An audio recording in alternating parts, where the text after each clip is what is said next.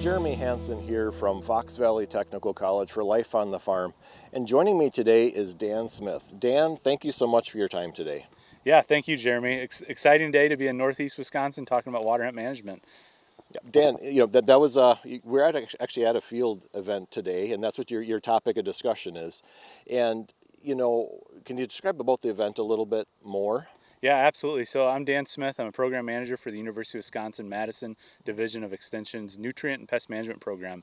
We have a team around the state that works actively with farmers on troublesome pest issues and primarily on nutrient management. But today we're at a local field day hosted by a local extension educator doing an excellent job talking about weed management in this region part of the state. We're dealing with a very troublesome weed species, water hemp.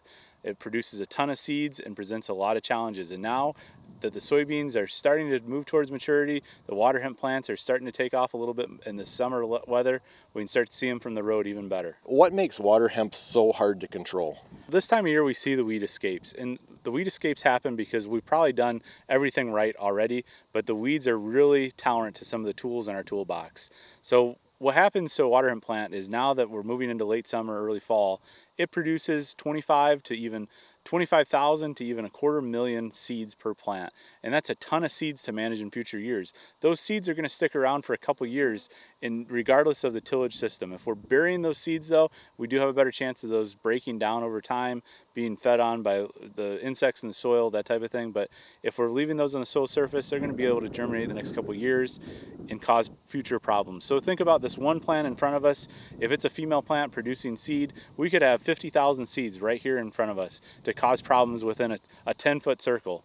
95% of those seeds are retained until we mechanically separate them from the plant. So until we combine the field. We combine the field, we're going to separate these seeds from the plant and spread those out the back of the combine, say 20, 30 feet wide by maybe 100 feet long, depending on how long that plant stays in the combine, causing future problems. That's one plant. When we have more than one plant escape, think about that as millions of seeds and millions of opportunities for next year that we're going to have different tools in our toolbox to go ahead and target. Right, and Dan, the farmer who owns this field did throw the kitchen sink, so to speak, at this field, and it still looks like this.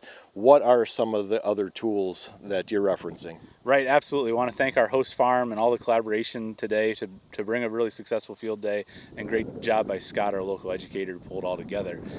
Some of the other tools to think about beyond just herbicides in that toolbox would be right now thinking about managing those seeds at harvest. So if we're going to combine these weedy fields, we want to leave those weed seeds in the field. We don't want to transport them via the combine to other fields. So we want to clean the head off the combine. We want to dump the rock trap, clean out the feeder house, prevent those weed seeds from spreading. That's going to be the first line of defense for these really weedy spots on the landscape. Leave those weed seeds where we're combining them. That way we don't spread those to other fields. And that's some of the problems that we've gotten to this point where we just continually move around weed seeds, unfortunately, in some of our cropping systems. It's nobody's fault, it just happens. Next year, we need to be thinking about, well, what tools do we have available? So should we be planting maybe a winter rye cover crop on this field for next year? That winter rye cover crop is going to lay down a lot of biomass if we leave it out in the field long enough and we have proper growing conditions to help suppress weeds, and is effective as adding another herbicide sometimes in our toolbox for the weed control program. We can also think about crop rotation. Maybe in those really severe cases, we have a neighbor that wants to grow some alfalfa. The great thing about alfalfa is we're cutting it while the water hemp's actively growing and actively trying to produce seed, but it's not going to make it that far because we're going to cut it again. We can start thinking about this though in a multi-year approach. We're going to get a much better handle on it than if we think about it, well, shoot, my soybeans are starting to get knee high and I have water hemp that's starting to be waist high. What can I do this year? At that point, we're really out of options other than controlling the seed from being spread, unfortunately. And that's not necessarily a bad thing this year, but be planning for next year in those scenarios.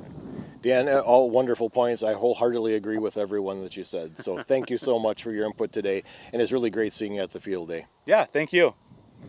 So for Life on the Farm, I'm Jeremy Hansen.